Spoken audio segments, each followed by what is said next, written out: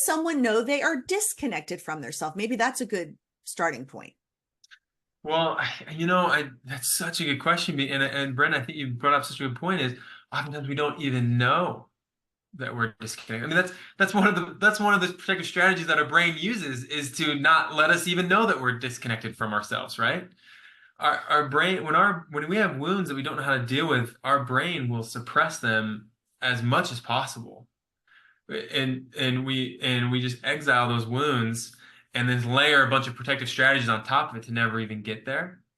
Um, and so I actually do think that a cer oftentimes people finally start to like get clued into this from other people they love. Like I can't like I think a lot of clients come in saying, my spouse has told me multiple times that I just never open up, you know, Mm. and or so something like that, but honestly, I do think, and this is getting a little more philosophical here, but I do believe that there is, if we're willing to just sit and be quiet enough and like reflect enough on ourselves, we can kind of feel it in our soul when we're not deeply connected with ourselves.